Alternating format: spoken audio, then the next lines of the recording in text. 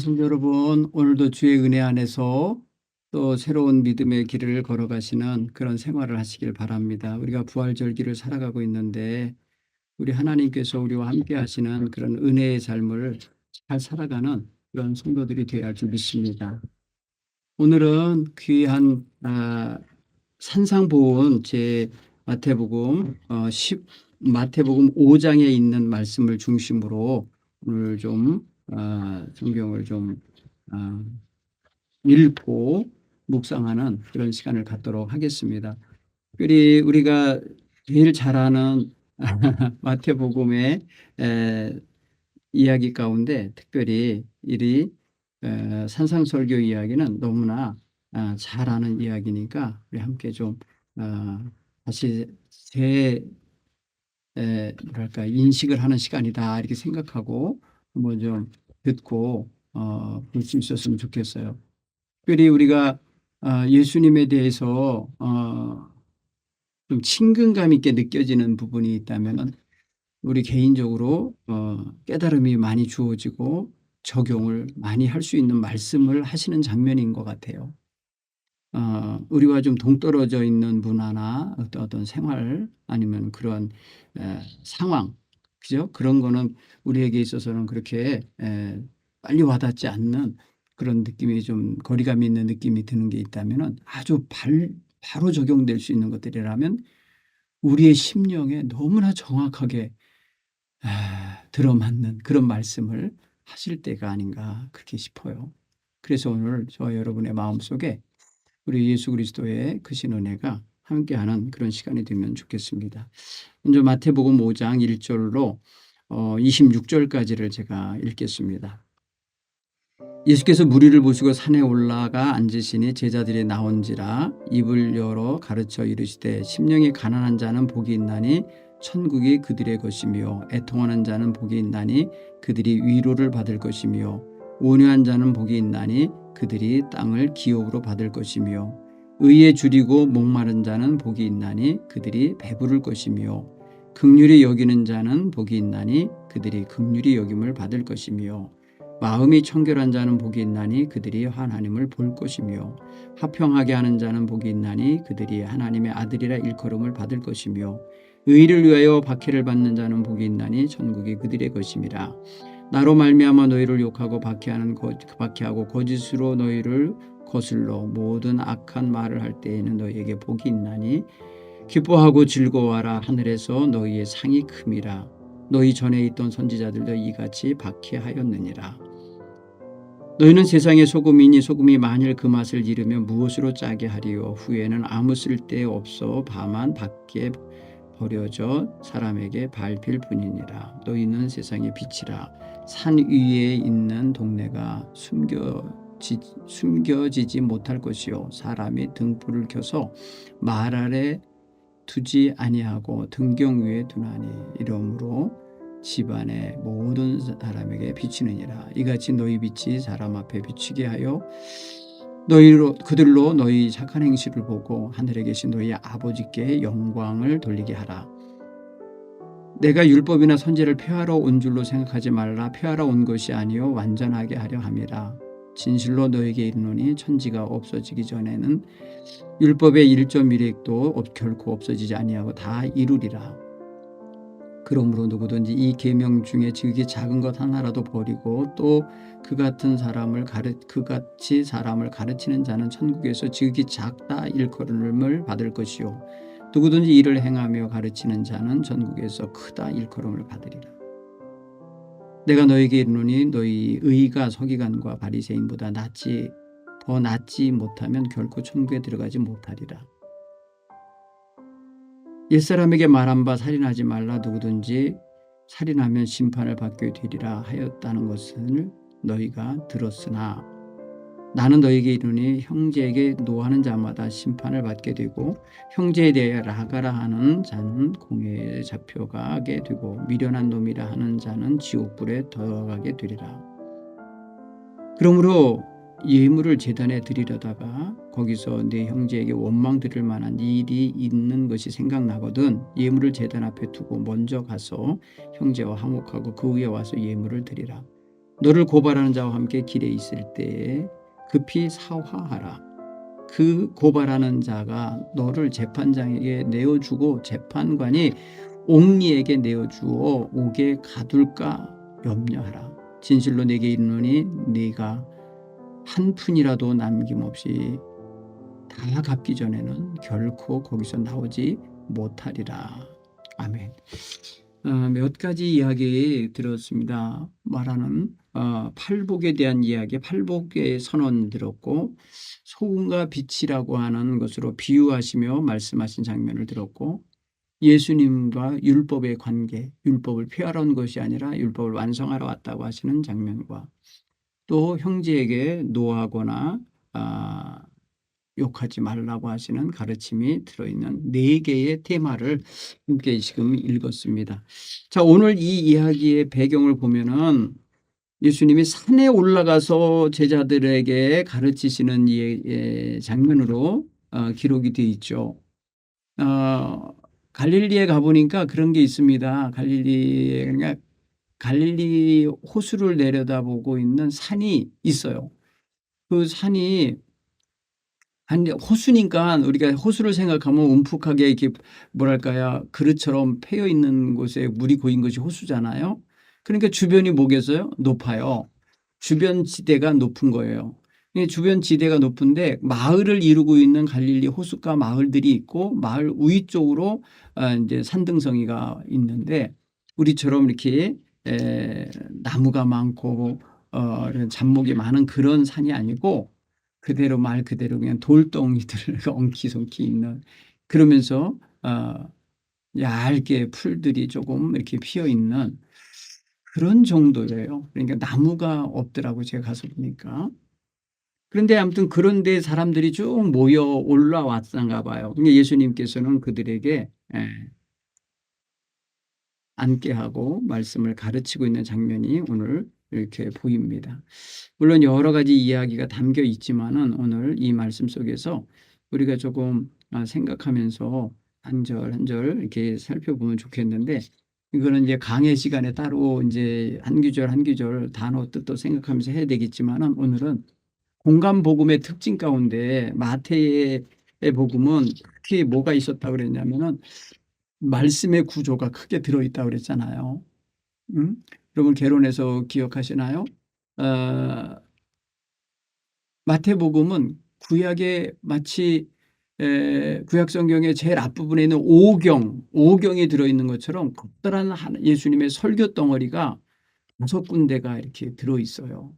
그걸 중심에서 볼 때 그 첫 번째 부분의 설교가 산상설교인데, 산상설교의 첫 번째 장이 5장이에요. 5장부터 7장까지가 산상설교예요. 그러니까 마태복음 5장, 6장, 7장은 우리가 정말 주옥같이 여기셔야 할 그런 말씀입니다. 그런 면에서 예수님께서 오늘 말씀하시는 그 대상이 누구냐, 오늘 보니까 제자들이 나온지라. 근데 성경 보세요. 1절에 제자도 나오고 무리도 나와요. 그렇죠? 예수께서 무리를 보시고 산에 올라가 앉으셨다 그랬어요. 무리를 보고 많은 회중이 있었던 거죠.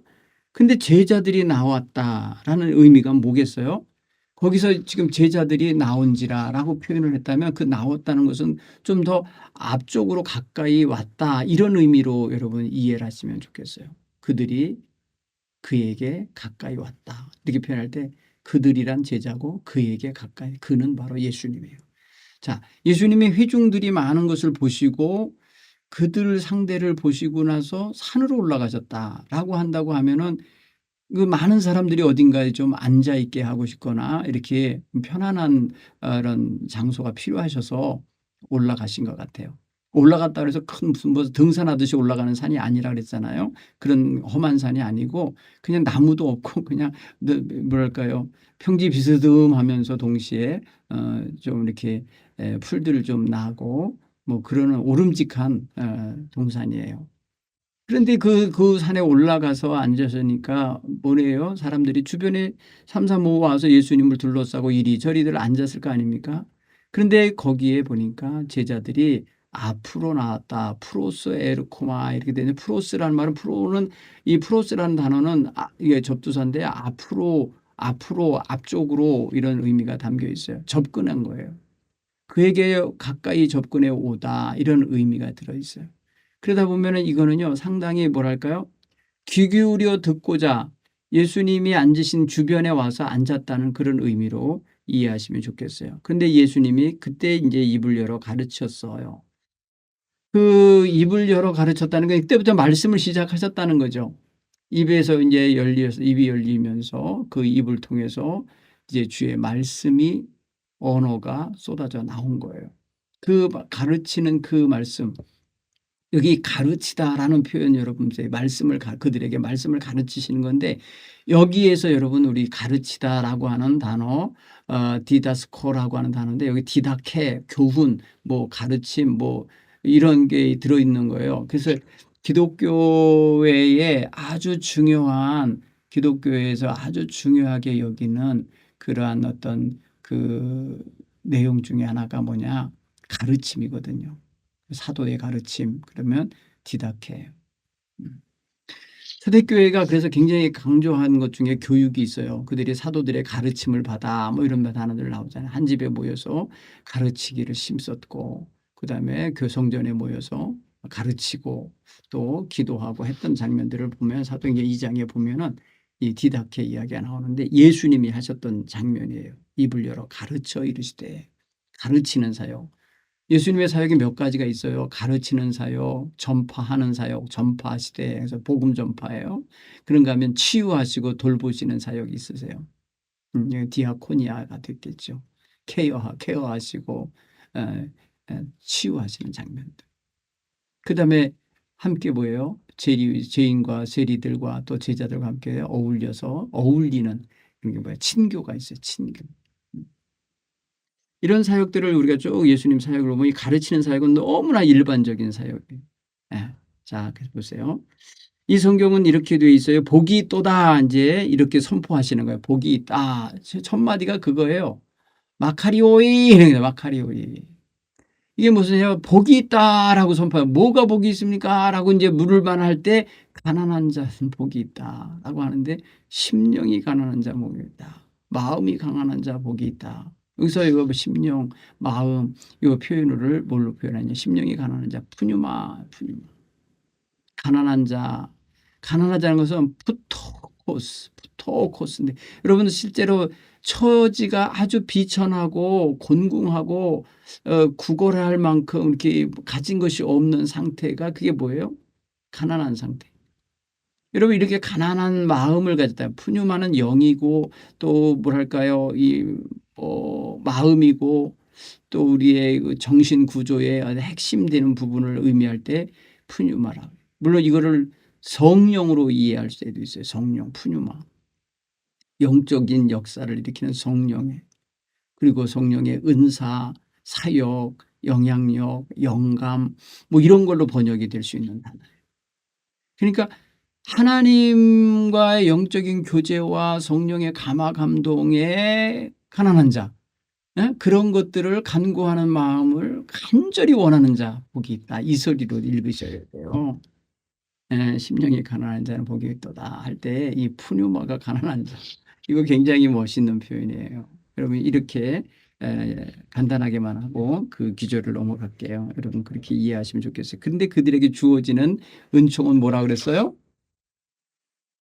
천국이 저희 것이다. 천국. 아까 말했잖아요. 천국이 가까웠느니라 할 때 그들의 것이다. 천국이 그들의 것이다라고 표현했다 그랬잖아요. 천국 얼마나 멋진 나라입니까? 에? 바실레이아 톤 우라논 하늘의 나라. 하늘의 나라가 저들의 것이다. 소유가 그들의 것이라는 거예요. 여러분 이게 복입니다. 그러니까 심령이 성령의 교제와 간구가 늘 있는 사람, 성령을 간구하고 사는 사람, 성령을 통해서 하나님과 깊은 영적 교제를 간구하고 사는 사람 복이 있다. 그렇게 읽으십시오. 여러분 마음이 가난할 수가 있어요. 온갖 여러분들 갖지 말라는 거 다 갖고 있는데 생각이 얼마나 많은데. 얼마나 풍성하게 많은 걸 갖고 있습니까? 여러분 생각이. 근데 여러분 영적인 생각은 그렇게 많이 안 갖고 있을 거예요.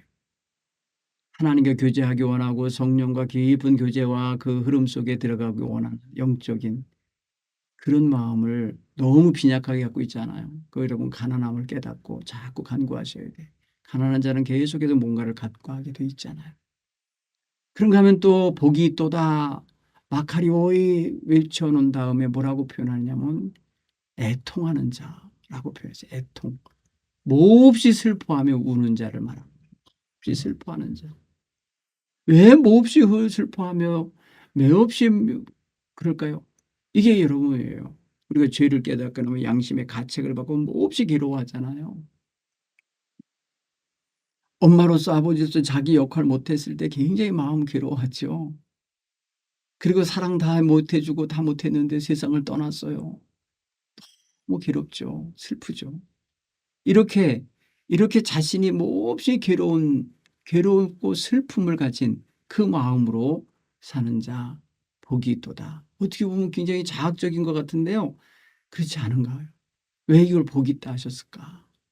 그들에게 주어지는 상급이 있기 때문인데 그게 바로 그들이 위로를 받을 것이며 위로.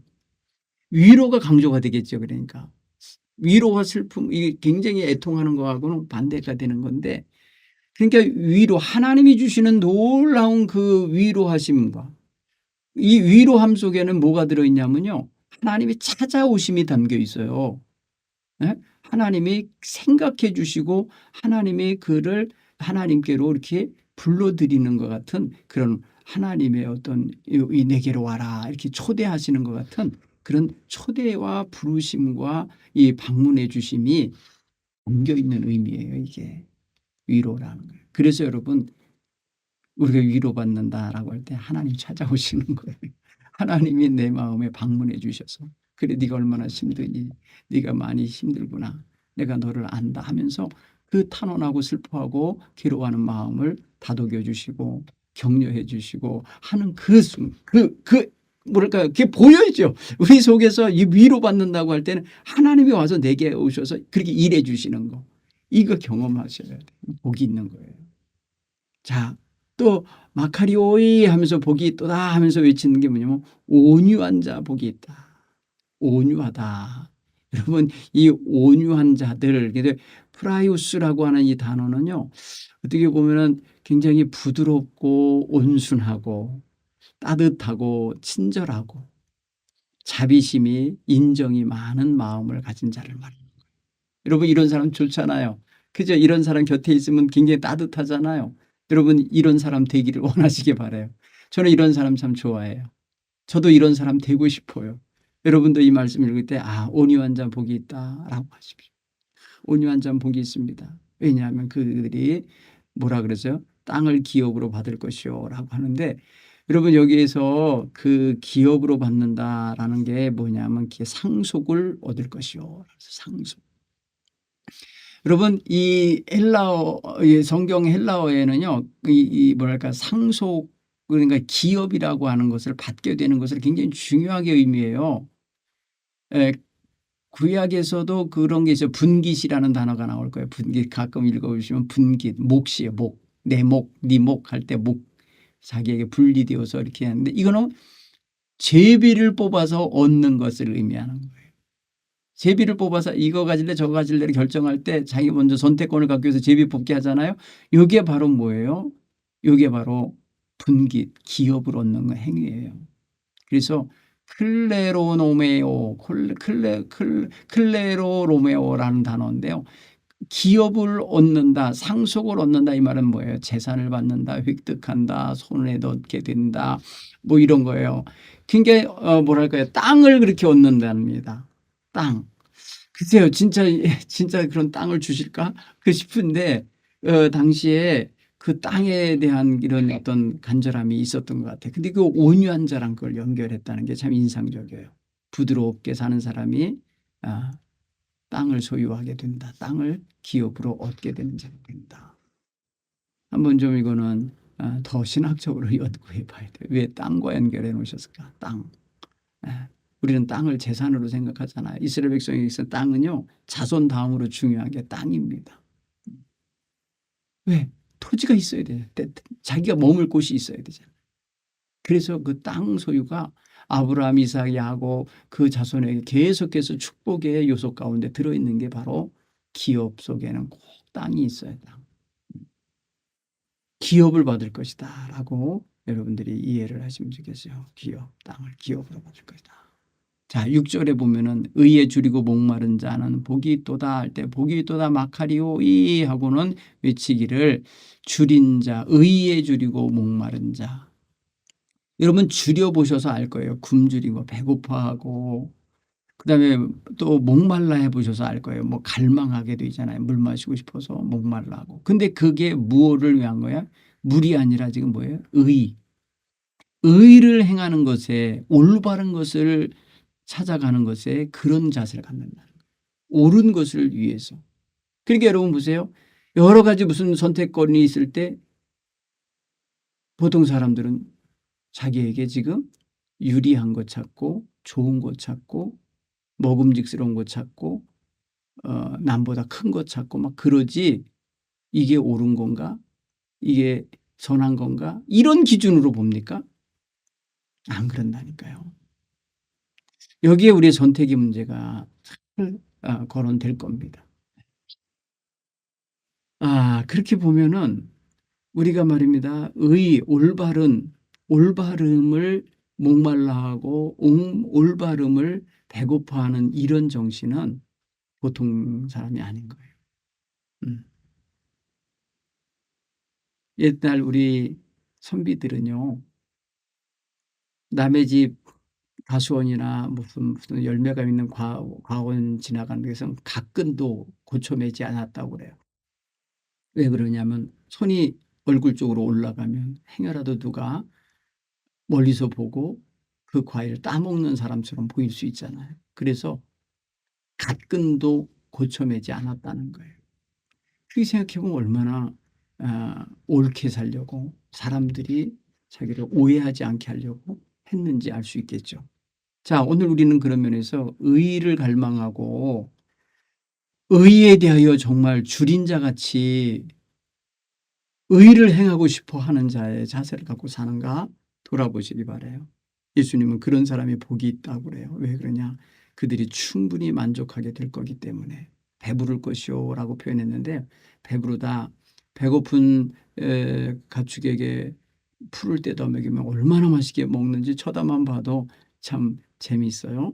그런가 하면은 배고픈 사람에게 밥을 주면 얼마나 허겁지겁 먹는가 보세요. 맛있게. 그런가 하면 목마른 사람에게 물을 떠줘 보세요. 꿀꺽꿀꺽 마시는 그 물 삼키는 소리가 얼마나 먹음직스럽습니까? 그걸 먹고 난 다음에 그 목마름이 해갈되고 그 밥을 먹은 다음에 배고픔이 가셨을 때 그는 배를 어루만지면서 만족해야죠. 배부르다. 감사합니다. 만족을 느끼죠. 이 만족을 주시겠다는 거예요. 이런 만족. 이런 목마름의 해갈의 기쁨을 주시겠다는 거예요. 좋죠. 그 다음에 7절에 보면은 긍휼히 여기는 자 복이 있다. 불쌍히 여기는 자의 마음인데 여러분 보세요. 그 자비로운 자들이나 남을 동정하고 불쌍히 여기는 거예요. 한마디로 하면 자비로운 마음을 갖고 사는 자를 말하는 거예요. 남을 불쌍히 여길 줄 알아야 돼.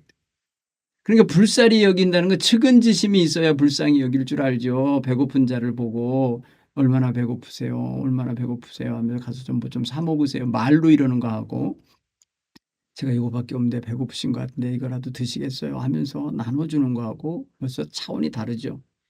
내 집에 가서 밥그릇에서 밥을 퍼다 먹이는 거하고 가서 저 식당 가서 사 먹으라는 거하고는 차이가 있죠. 불쌍히 여기는 자의 마음을 가지면 우리는 동정의 대상, 온정을 베풀어야 할 대상, 불쌍히 여겨야 할 대상, 자비를 베풀어야 할 대상이 누군지가 얼른 보여요. 그래서 불쌍히 여기는 마음을 가지면 어떤 복을 받냐. 너도 불쌍히 여김을 받을 것이다. 이렇게 표현했어요. 누구에게? 여러분 내가 불쌍히 여긴 사람이 나를 불쌍히 여기겠어요? 감사합니다 하고 떠나겠죠. 그런데 하나님이 나를 불쌍히 여겨주실 거예요. 나의 긍휼이 나를 긍휼히 여기실 때 내게 가엾어 보일 때 내게 하나님의 손길이 필요할 때 하나님은 분명히 나를 그리 여겨주실 거라는 거예요. 그걸 지금 예수님은 읽어내고 계신 거예요. 또 보세요. 마음이 청결한 자는 복이 있나니. 마음이 청결하다라고 하는 건 뭐예요? 마음이 깨끗한 자를 말하는 거겠죠. 예? 여기서 여러분 까타로스라고 하는 이 깨끗하다고 하는 말은 순수하다. 더럽혀지지 않은 상태다. 죄가 없다. 예? 그런가 하면은 진실하다. 거짓이 없다. 덕이 높고 악의가 없는 자다. 이런 의미예요. 여러분 이거 다 지금 여러 단어를 제가 말했잖아요. 까타로스라고 하는 이 마음이 청결한 자, 이 청결이라고 하는 단어를 제가 지금 표현한 거예요. 형용사 청결한 상태. 여러분 청소 깨끗하게 해놓은 집 깨끗하고 아름답게 보이잖아요. 그런데 여러분 보세요. 우리의 마음에 이렇게 되네. 마음은 카르디아라고 하는 헬라어인데 카르디아가 청결한 까타로스한 사람 이거예요. 그러니까 마음이 청결한 자는 마음이 순수하고 성실하고 더럽혀지지 않은 자는 복이 있다. 여러분 이게 가능합니까? 우리 인생이 세상살이에 얼마나 더러운 것이 많이 들어와서 자리 잡습니까? 그런데 이렇게 깨끗하니까 어떠냐? 하나님을 볼 거래요. 여러분 하나님을 본다. 깨끗한 창문으로 밖을 내다본 경험 있으실 거예요. 그렇죠? 잘 닦여져 있는 깨끗한 창, 유리창. 하나님을 본다는 거예요. 하늘을 향하여 열린 문을 갖게 되는 거예요. 하나님을 본다고 하는 건 너무나 좀 그런데 하나님이 그에게 나타나실 것이다 라는 의미도 담겨 있어요. 보이다라는 의미에는 나타나다라는 의미도 들어있거든요. 하나님을 볼 것이요 라고 하는데 이게 능동형으로 되어 있지만 하나님이 나타나실 것이다 라고 해서 나에게 보여지시는 하나님이 내게 와 주시는 이런 의미도 담겨 있어요. 그러니까 우리는 굉장히 중요한 복을 받으려면 이 하나님을 보는 복을 받아야지 않아요. 이 하나님과의 만남이 이루어지는 옵타노마이라고 하는 이런 복을 받아야 돼요. 이게 뭐예요? 하나님을 볼 것이요 나타내 보는 역사죠. 자, 9절에 보면은 화평하게 하는 자는 복이 있다. 그랬어요. 화평하게 하는 자, 피스메이커예요. 화평을 만드는 자, 이거예요. 피스메이커. 여러분, 이렇게 보면은, 그 평화와 화합을 촉진해내는 사람, 어디 가서도 화해를 만들어서 하나 되게 만드는 이런 화평을 일구어가는 사람, 이런 조종자, 중재자, 뭐 이런 역할을 하죠. 중개인. 여러분, 이건 굉장히 중재인으로서의 역할 굉장히 소중한 거예요. 요새 화해조정위원회, 국가에도 화해조정위원회 있어요. 화해조정위원회. 우리 교단에도 있어요. 화해조정위원회. 그게 뭐예요? 어떤 사람과의 갈등이 발생했을 때, 갈등 요인이 생겼을 때 좌우를 살펴보고 이렇고 당신은 이렇게 억울하겠네. 당신은 이런 많이 또 속상하시겠네요. 이러면서 서로를 동일하게 선상에 놓고 조정해 주는 거예요. 그래서 화해를 만들어내는 거예요. 그래서 화해를 만드는 자는 복이 있나니 그에게 주어지는 복이 뭐예요? 하나님의 아들이라 불려질 것이다. 일컬음을 받을 거다. 이렇게 했어요. 굉장히 멋진 거죠. 하나님의 자녀의 이름으로 불려질 거야. 칼레오 불려지다 이건데 이건 다른 말로 말하면 불려지는 차원이 아니라 어디로 소환이랄까 불려가는 거 있잖아요. 이리 와라 이렇게 할 때 불러서 내게로 오게 불러 모을 때 쓰는 표현이기도 한 거거든요. 그러니까 하나님의 아들로서 불려져서 하나님 앞으로 가게 되는 자의 위치에 서게 되는 거죠. 그러니까 하나님의 아들이라고. 여러분 하나님의 아들이 누구예요? 우리가 잘 아는 예수님이잖아요. 예수님과 동격이 되는 장면이에요 이게. 여러분 예수님이 뭐하러 오셨어요? 하나님과 우리를 화해시키러 오셨잖아요.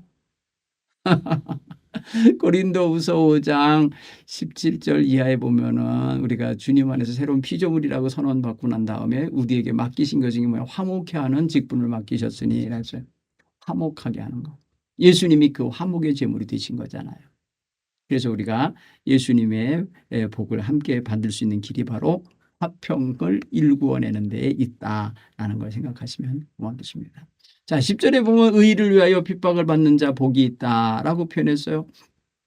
여기서 보면 핍박받는 자가 어찌 복이 있습니까? 핍박 그 자체가 복이 아니고 저주 같은데요. 이렇게 알 수 있잖아요. 그런데 그 이면을 보라는 거죠. 이런 핍박을 지금 받고 있지만은 이 핍박이라고 하는 것은요, 우리가 굉장히 힘든 거예요. 우리가 쫓기는 것도 될 수 있고요. 또 추적당하는 것도 될 수 있고요. 그다음에 여러 가지로 고통당하는 것도 여기에 들어가는 거거든요. 예수 믿는다고 해서 도망 다녀야 될 때도 있었고, 예수 믿는다고 해서 쫓겨다닐 때도 있었고, 예수 믿는다고 해서 잡혀서 감옥에 갇히기도 하고 매도 맞기도 하고 그랬거든요. 이런 것들을 다 포함한 거예요. 그런 사람에게 복이 있는데 뭐냐? 복이 있나니 천국이 저희 것이라. 아까 천국이 저희 것이라고 표현한 게죠. 왜? 우리가 잘 알듯이 하나님 앞에서 천국이 저희 것이 되는 자가 또 하나 있었죠.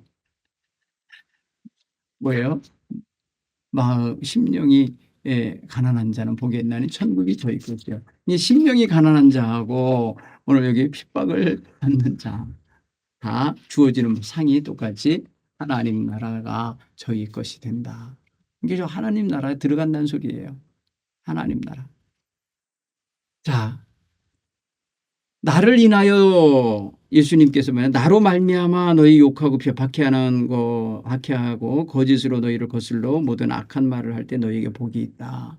여기도 마찬가지 너희에게 복 있는 자가 될 거다라고 할 때 너희가 나로 인해서 비난받을 때, 핍박받을 때, 이게 이제 앞에 있는 10절과 연결되는 이야기입니다. 10절, 11절, 12절은 그런 면에서 하나의 복을 지금 크게 확장해서 이야기하고 계신 것입니다.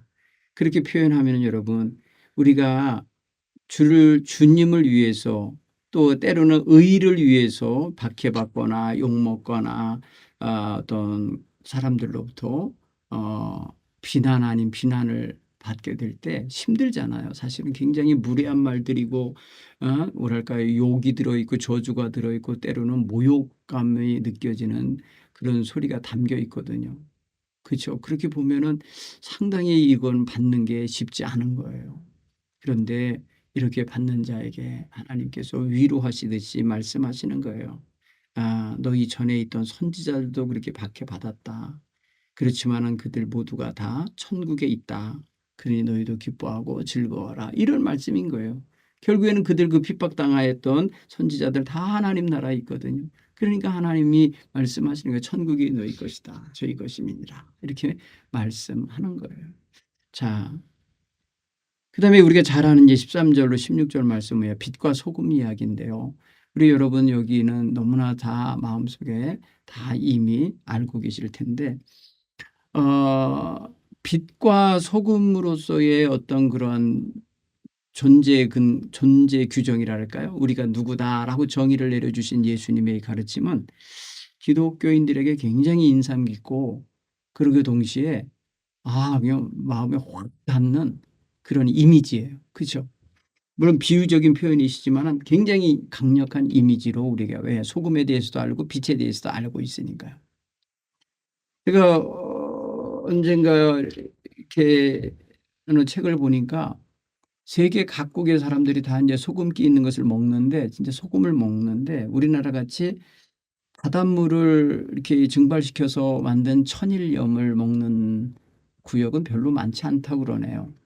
이 동양에 중국, 일본, 무슨 한국 이런 몇몇 나라들 베트남이나 이런 쪽에 이 아시아권의 나라들은 대부분 천일염을 먹는데 큰 산악과 이렇게 어떤 뭐랄까 넓은 지역에 사는 사람들은 암염을 먹는데 암염. 광산에서 캔 돌로 된 소금 덩어리를 캐서 먹는 백성이 더 많답니다. 70%가 그런 소금을 먹는다는 거예요. 그러니까 더 짜답니다. 우리가 이제 유럽이나 이런 데 가서 음식을 먹으면 굉장히 짜거든요. 그들은 아마 맞추기가 힘들 거예요. 이게 잘 녹지도 않는 소금 가루로 만들어 갖고 넣는데 엄청 짜요, 음식이. 근데 그 짠 음식이 저들에게 있어서는 예전에는 굉장히 구하기 어려운 소금이었기 때문에 부를 상징했다는 거예요. 짠 음식은 부를 상징한 거예요. 야, 소금 많이 넣네. 이 집 좋은 음식 만들었네. 이런다는 거예요. 근데 요즘은 전혀 다르죠. 예. 우리는 또 흔하게 소금을 바닷가에서 만들어진 소금을 옛날부터 먹어왔기 때문에 소금 귀한 줄 모르고 흔하잖아요. 소금값만이 안 비싸잖아요. 그죠?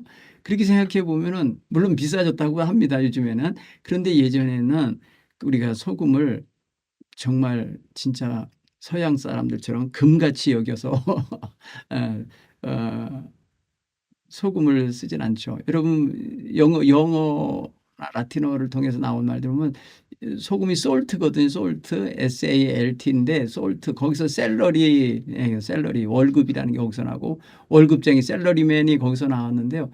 월급을 말입니다. 소금으로 받았다는 거예요. 그러니까 용병들 있잖아요. 군인들 솔저 그래 솔저. 여러분 솔저가 뭐예요? 군대 군대 원병 뭐랄까 원군 멀리 싸움하러 나갈 때 영주들이나 아니면 황제로부터 돈을 받고 나가는 월급쟁이 용병. 요즘에 보면 용병제 우리나라 있죠. 용병들. 내지는 요새는 징병제지만은 맞아 직업 군인들이잖아요. 이 사람 다 용병이에요. 사실은 어떻게 보면 돈 받고 나가는 사람들이. 그런데 생각해 보면 소금으로 받았다는 거예요. 소금. 그래서 소금이 굉장히 귀한 건 맞는데 어떻게 소금이 근데 맛을 잃겠어요? 아, 물론 암염이라면 암염 가운데에 소금 덩어리가 아닌 소금 옆에 있었던 돌가루인지도 모르죠. 그러면 그 소금기 빠지고 나면 돌가루만 남으니까 어떻게 보면 소금이 맛을 잃은 것처럼 보일 수도 있겠죠. 아주 값비싼 소금이 아닌 거죠. 뭐 저질인 거죠. 그러니까. 근데 소금 덩어리 그 자체 있잖아요. 그거는 결코 맛을 잃을래야 잃을 수 없는 게 소금 자체잖아요. 근데 굉장히 역설적인 표현을 하신 거예요. 소금이 어떻게 맛을 잃을까라고 우리는 의문을 가질 판인데 소금이 만일이란 단어 썼잖아요. 만일. 여러분 만일이 뭐예요? 가정한 거 아닙니까? 가정은 현실이 아닌 거예요. 그렇게 될 수도 없는데 그냥 만약 이렇게잖아요. 우리가 만약이라는 단어를 써서 여러분들이 말을 만들면 다 현실이 아닌 걸 아실 거예요. 그렇죠? 만일 이렇게 미래라든지 과거라든지 만일 내가 그때 그 남자를 안 만났더라면 오늘 내 인생이 이렇게 되지 않았을 텐데 그 만일이란 단어는 뭐예요? 옛날 과거 지금 가서 어떻게 할 수 없는 그 과거. 그렇죠? 그다음에 만일 내가 오늘 누구를 선택하면 나의 후에 이렇게 되겠지. 그것도 역시 아직 이루어지지 않은 거예요. 만일이라는 건 현실이 아니에요. 만일에는 역사가 있을 수 없어요. 만일의 역사는 있을 수 없는 거고 그러니까 오늘 예수님이 쓴 단어 가운데 만일 소금이 그 맛을 잃으면 이라는 이런 가정법을 쓰셨는데 가정하신 거예요. 비유하시느라고 제 느낌. 쓸데없죠. 당연히 소금이라고 갖다다 놓는 소금자루가 돌가루가 돼 있다. 돌이다. 이거 무슨 의미가 있어요? 갖다 버리는 거죠. 그래서 사람들 지나가는 길바닥에 버리니까 다 사람들에게 밟힐 뿐이지요. 그렇죠? 이거 너무 다 이해가 되죠. 그다음에 빛이라 그랬는데 세상의 빛이라고 표현했어요. 여러분 여기 굉장히 중요한 수식어 있잖아요. 앞에 뭐가 주인인가 보세요. 뭐가 이끌어가는 단어인가. 그 소금의 주인이 뭐예요? 세상을 앞에다 넣어놓잖아요. 세상의 할 때 그 소유격 있잖아요. 붙어 있잖아요. 굉장히 중요한 부분입니다. 그러면 세상을 물론 땅이다, 흙이다, 지면이다, 토지다, 대지다 이렇게 이해도 할 수 있어요. 땅에도 소금기가 있어야 되는 건 맞는데 실제로 말합니다. 이 맛을 잃으면 아무 역할을 못하는 거죠. 그걸 의미한다고 생각하시면 좋겠어요. 그러니까 여러분 보세요. 맛을 잃었다 싱겁게 된다. 뭐 이렇게 되는 거예요. 그럴 때 우리는 요새 소금 쳐 먹으세요 해갖고서 소금을 식탁 위에 올려놔 주잖아요. 소금을 더 첨가해서 먹으라고. 여러분 서양에서는 소금을 말입니다. 식탁 위에다가 마음대로 먹게 올려놓은 건 이건 굉장히 멋진 고급 식당이랍니다. 고급 식당에서 이러지 대부분은 다 주방에서 다 처리하고 끝난다는 거예요. 근데 우리나라는 모든 식당마다 소금 다 위에 올려놓잖아요. 이게 얼마나 멋있는 거예요. 그렇죠. 근데 소금은 결코 맛을 잃을 리가 없어요.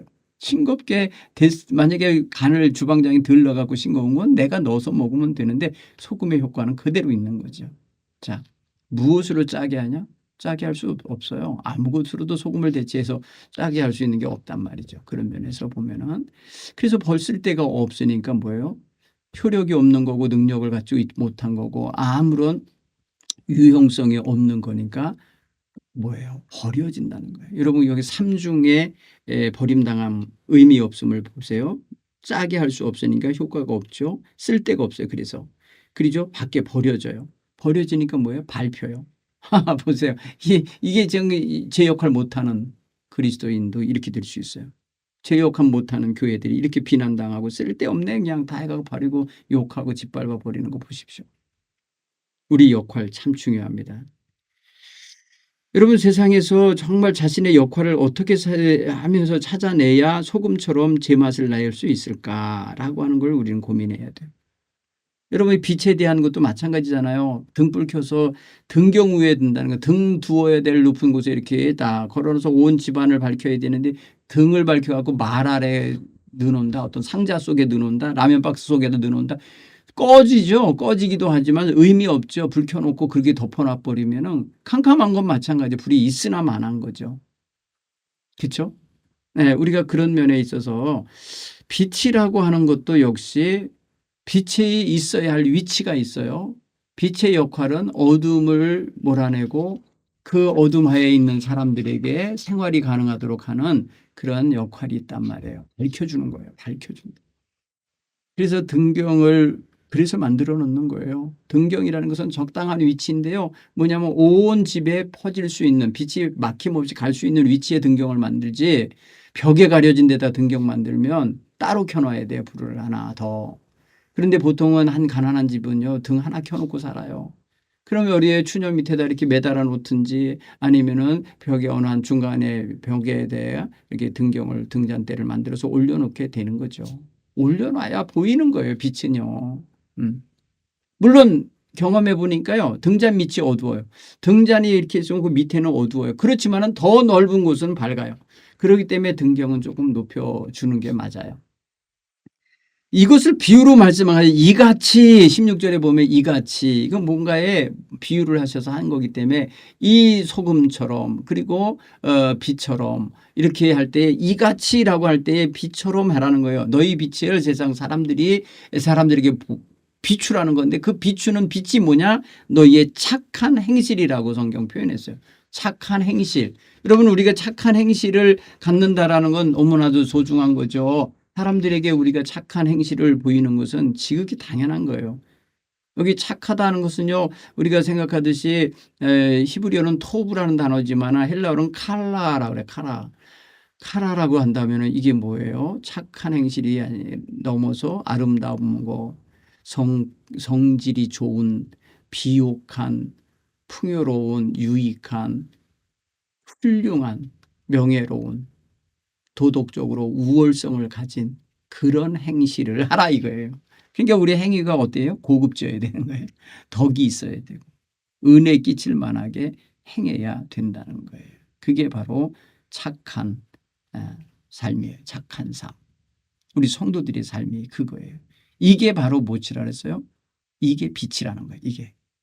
이것을 우리에게 말씀하시는 거예요. 여러분 이 뭐랄까요? 우리 성경에 나오는 그 어떤 빛이라고 하는 의미는 천지 창조할 때부터 이제 등장하잖아요. 빛이. 근데 그 빛이 생명력을 갖고 있죠. 그 생명력은 이제 온기나 어떤 그런 광합성을 만들어내는 어떤 그런 에너지원이 되는데 그 빛이 없으면 모든 생물은 얼어 죽거나 뭐 추워서 떨게 돼 있어요. 그래서 인류에게 불이 사용할 수 있는 자기네들 불이 사용되어질 수 있다는 건 획기적인 문화혁명이 있었던 거예요. 그게. 그러니까 하늘에서는 태양의 빛이 하루 이렇게 24시간 중에 12시간 비추고 사라지지만 그다음에 12시간은 없잖아요. 지구는 자기 그림자 속으로 들어가서 지내고 있는 시간은 어두운 밤이에요. 그땐 추워요. 그때 그럴 때 불이 필요했던 거예요. 그래서 그 불을 가지고 있는 자들은 선진 문명을 가지고 있었던 거예요. 불이 굉장히 큰 힘을 갖고 있는 거예요. 빛이 거기 같이 담겨 있기 때문에. 근데 우리 착한 행실 이게요. 힘없는 게 아닙니다. 에? 이 빛이 담겨 있는 생실은요, 이거 굉장한 힘이 있고 능력이 있는 거예요. 훌륭하게 사람들에게 영향력을 끼칠 수 있는 거예요. 그로 인하여 그 영향력이 사람들에게 미쳐지면 어디냐? 그들이 어떻게 하냐면 하늘에 계신 너희 아버지께 영광을 돌리게 된다는 거예요. 영광. 칭찬하고 하나님을 찬양하고 과연 하나님을 존숭하고 숭배해야 됩니다라고 깨닫게 되는 거예요. 이게 굉장히 중요한 거예요. 우리의 삶과 연결되어 있어요. 자, 오늘 우리 사랑하는 성도 여러분, 그렇게 살아내셨으면 좋겠어요. 그렇게. 자, 17절 이하의 율법과 예수님의 관계인데 예수님은 너 이렇게 생각하지 마라. 어떻게 생각하지 말라 했냐? 내가 율법을 폐하러 온 줄로 생각하지 말라. 해체시키고 파괴하러 온 게 아니라는 거예요. 오히려 율법을 뭐하러 왔다 그러냐면 완성하러 왔느니라라고 표현했습니다. 그리고 이 온전하게 이루어지고 성취하게 하기 위해서 왔다. 예언의 말씀이 율법의 말씀이든지 선지자의 말씀이든지 성경 말씀들을 하나하나 읽어보면 예수님의 가르침과 일맥상통하게 되어 있는데 부족한 것들 온전히 채우셔요. 성경에 이렇게 되어 있는데 나는 이렇게 말한다 하면서 보완해 놓으시는 장면들이 여러 군데서 이제 발견될 겁니다. 자, 그러면서 우리의 의와 우리의 선과 우리의 삶의 모습이 서기관이나 바리새인보다는 나아야 된다. 이건 뭐냐면 반대말로 말하면 지금 그네들이 아주 뭐랄까 아주 형편없다 이 소리예요. 그러니까 그들보다는 나아야 된다.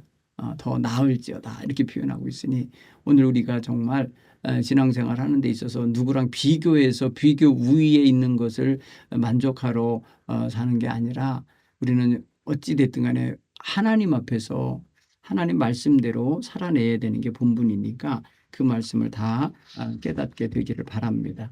자, 예수님이 오신 이유는 하나님이 주신 율법을 다 완성하러 오셨다고 그랬어요. 다 이루러 오셨음이라 그랬는데 나중에 보면은 사랑을 행하면 다 율법이 완성된다고 표현했어요.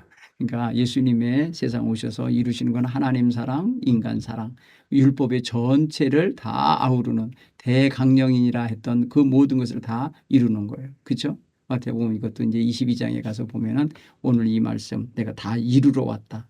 결코 없어지지 않고 다 이루어지리라 했던 그 말씀을 이루러 오셨음을 말씀해 주실 겁니다. 자, 그렇게 읽으면 되겠고요. 그다음에 이제 인간관계 문제인데요. 옛사람의 바람 살인하지 말라 누구든지 살인하면 심판을 받게 될 거리라 했는데 나는 너희에게 말한다. 형제에게 노하는 자마다 이미 심판받게 되고 형제에 대하여 라가라 하는 자는 공회에서 잡혀가게 되고 미련한 놈이라 하는 자는 지옥불에 들어가게 되리라. 22절 굉장히 아주 획기적인 가르침이었던 거예요. 보면 뭐예요? 여러분 이렇게 히브리어로 라가예요. 라가라는 말은 뭐예요? 욕이에요. 욕. 일종의 욕이에요. 이 골빈 놈아 뭐 이런 소리예요. 이 멍청아 이런 거 멍청하다. 얼빠진 놈아 얼이 없다고 표현하는 이게 바로 저주가 담긴 욕이에요. 라가라는 단어. 그러면 여러분 보세요. 형제에게 이렇게 말을 한다는 건 뭐예요? 그의 인격체를 무시하는 말 아닙니까? 그의 인격적인 존재임을 전혀 부인하고 그를 지으신 하나님마저도 욕하는 거 아닙니까? 그를 그렇게 지으신 분이 하나님인데 함부로 말한 거 아니에요? 그래서 하나님 예수님께서 그런 자는 이미 심판에 들어간다. 형제를 향하여서 여러분 그래서 함부로 말하면 안 돼. 편하다고. 아니에요. 편한 사람일수록 귀한 사람이고 내 곁에 있는 사람 가까운 사람이고 좋은 사람이라 여기고 귀하게 대접하셔야 됩니다. 그다음에 하나님께 예배하는 중에 마음에 불편한 거 있어요. 누구랑 싸웠다든지 원망될 만한이 있다. 얼른 가서 예배가 중요한 게 아니라는 게 제물 드리러 간 거. 개인적으로 이스라엘 백성들은 성전에 나와서 성전 헌금함에 헌금을 하고 그리고 기도하러 가거든요. 그럴 때 볼 때 예물을 가지고 와서 하나님께 예물을 드리는 데에 원망할 만한 게 생각났다. 그러면 헌금함에 헌금도 넣고 가서 그 사람과 화해하고 와서 기도하라. 뭐 이런 의미로 읽으셔도 되는 거예요.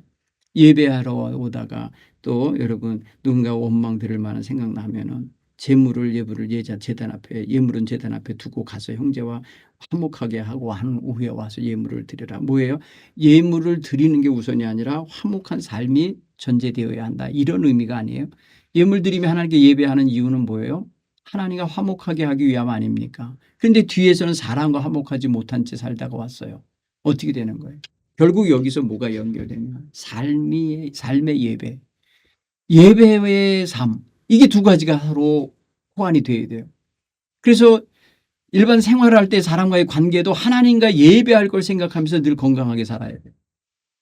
남 속여 뜯어먹고 살다가 저기 교회 와갖고 하나님께 기도하면서 하나님 올해 이번 주에 돈 많이 벌게 해서 감사합니다. 웃기는 이야기죠. 그러면 안 되는 거죠. 저주받을 짓을 하는 거죠. 다른 사람도 유익하게 하고 다른 사람들과의 관계 속에 평화롭게 화목하게 하면서 살라고 했잖아요. 그렇게 살고 정말 정당한 가격을 정당한 뭐랄까 수입을 얻고 산 다음에 가지고 와서 하나님 감사합니다. 이걸로 감사한금 드립니다. 이렇게 해야지. 남을 속이고 남을 등쳐먹은 돈을 갖고 와가지고 와서 재물 드리는 게 뭐 그게 여러분 귀한 거겠어요. 그게 아니라는 거예요. 오늘 여기서 그래서 헌금의 질적인 문제도 있는 거예요. 그래서 남에게 원망 들은 사람의 예물, 이거 원망 듣게 만들고 얻은 예물, 그게 무슨 하나님께 기쁨이 되겠어요. 이런 부분을 우리가 조금 생각하면서 살아야 됩니다. 항상 하나님 앞에서 형식이 중요한 게 아니에요. 겉으로 드러나면서 말이야 돈 많은 척하면서 저기 하면서 이제 헌금하는 거 중요한 게 아니라 정성을 다해서 하나님 앞에 예물을 드리려면 먼저 사람 관계가 잘 좀 이루어졌으면 좋겠다 이겁니다. 자, 그런 면에서 생각할 때 오늘 여러분 하나님 말씀을 좀 여러분의 삶 속에 이렇게 좀 집어넣었으면 좋겠어요. 예수님의 산상설교가 이제 계속될 거니까요.